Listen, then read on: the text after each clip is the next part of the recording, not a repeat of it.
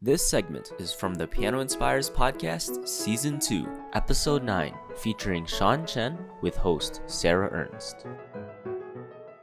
So I'm very curious where you draw your inspiration from today with your playing. Like if you have blank Sure. time with the piano, what will you do? Oh, if I have time with the piano. Well, I have 2 kids now, so that's generally no. Time for the piano is not blank. Yeah, no, I understand. Yeah. Yeah. I do a lot of transcriptions. I actually recently finished Sorcerer's Apprentice, Paul Dukas. Really? But I Oh, haven't how learned it yet, so I exciting. need to, it's after I write it, I have to learn it and Okay, pare it that's down and make fascinating sure to that me. I can play Yeah. it. And a lot of times something that I think will work, Mhm. I sit down and actually like try to play it up to tempo, and I'm like, oh no, that's not going to work. I have to rework it. So there's a lot of editing actually that goes on. Okay. So you're kind of draft one with that? Yes, so to yeah, speak? draft. Okay. Yeah, exactly. And so that and my kids like it. That's also why I arranged it, because they were listening to the Yeah. the Fantasia, Of Mickey Mouse, so course. Yeah. heard it a lot. So I made it. In terms of what inspires me these days is, I actually really love listening to like old timey pianists that we can't play like them anymore. It just doesn't work. Like Samson Francois or Cortot.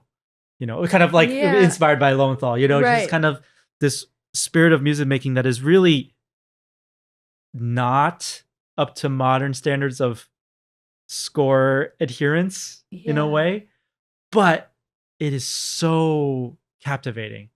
I was telling my wife the other day, I was like, the word that's in my head the most when I listen to these people play is like beguiling. The music just like That's a draws great you word. in, Yeah. and you don't even. It's like they're not doing what's on the score, but it doesn't matter. It's so good, Mhm. and it's not. It doesn't. I'm sure they practiced it and planned it out, but it doesn't sound like it's precisely planned. It sounds Mhm. very spontaneous. Mhm. Sounds very in the moment, and yet it all just like you just want to keep listening more. You're like, oh, what he's gonna do next? And that's sort of what inspires me these Yeah. days. It's not. It's like Can I ask Yeah. an unfair question? no, yeah, sure. Okay. So, is that a problem with today? I don't know if it's a problem. It's just the style of. It's Just the just how style. Should it be that way? I mean, No, and I Yeah. think there's always, even like I have peers that I went to school with who were of that kind of more iconoclastic, Mhm, nature, and mhm. played things just completely out of style. The And I way they always wish, yeah. loved listening to them. It's Yep. very, very inspiring in a different way. And for me, it's also attention, because I'm so logical and I'm going to Mhm. the score, that I'm always kind of finding the balance of like, what do I want it to sound like versus can I justify it from the score? Right. Um, and also, especially with things that people play a lot, it's like, okay, this is how people usually play it. Is this really like, if we go into the score and look at it, we don't need to do it that way. Now, sometimes I try things different ways. I'm like, no, actually, the way people do it, that's the most effective. It makes sense. You end up agreeing with it. Right. And that's fine. But I Mhm. think experimenting with those things allows you to come up with your own, opinions of it. Mhm. So yeah, to answer your question, I don't know if it's a problem. I think when you're in school, you learn how to do things, quote unquote, like, The in a standard box. way. Yeah. Yeah. I mean, you have to, Mhm. I'm a firm believer that you need to know where the boundaries are, so Mhm. that when you break them, you know what you're doing, or Right. you know where you're breaking the Yeah, boundaries. yeah. You know how you're going outside the box. But if you don't know where the box is, then, then I don't think, I think it could be really scattered. It can just be kind of out of control. Mhm. So I do think it's necessary to go through that kind of training of like a little bit stifling. Mhm. I know it's, the problem is when people don't break out of it and don't, they're either in school for too long, or, that they don't, by their nature, they don't explore a lot and listen to a lot of other people play. They just kind of are practicing all day, 8 hours all Mhm. day, and learn They these new literally live in a pieces. box. Yeah, yeah. Too much in the practice And room. Yeah.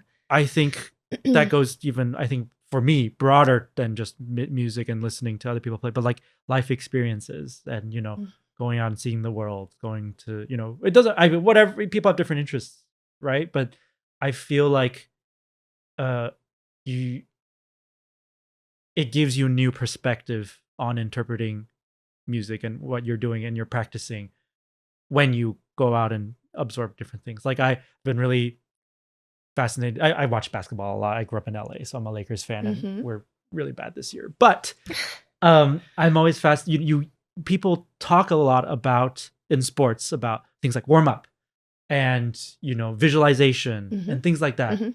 And I think we forget a lot of times that playing any instrument is really an athletic thing. Different It kinds is. of It's athletic yeah, things, no, small indeed it is. muscles, Yep. but even the mental The mental preparation, the training. Yep. visualization, the stamina, Mhm. the preparation, all that stuff is very important and can actually, it might be things that students already kind of know or they know the teacher has said, but when you see it applied in something else, I think that inspires you. You're like, oh, it does work, and they're making millions of dollars, so maybe I should try it. And yeah, I'm just like, I don't know, like listening to podcasts. I listen to a lot of law and politics podcasts. I listen to, there's, I've been reading a little bit more now, and a lot of these not music. I do read some music books, but also things about. There's one called The Hidden Potential by Adam Grant, and it kind of there was some music. Evelyn Glennie was featured in it, but it's about kind of how do people, that everyone has the potential to be good, but how do you cultivate that potential both individually and also in terms of societally and infrastructure and things like that.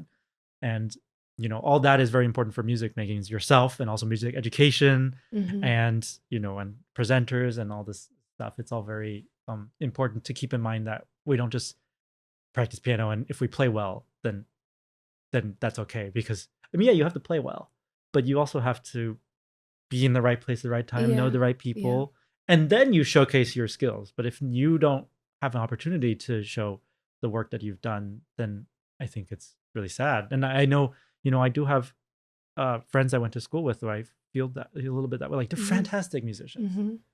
Mhm.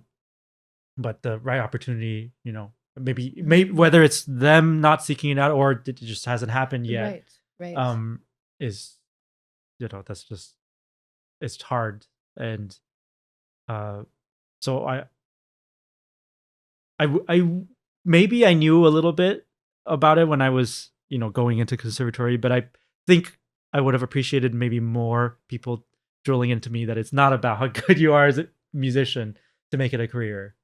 Yeah, it's not just about how good you are. Right. And it's not just about playing classical stuff. It's not just about doing what your Mhm. teacher said and stuff. It has to do with personality, who how you The world. function Yeah. in the world. Yeah. Yeah. Be sure to listen to the full episode on our website, pianoinspires.com, on Spotify or Apple Podcasts.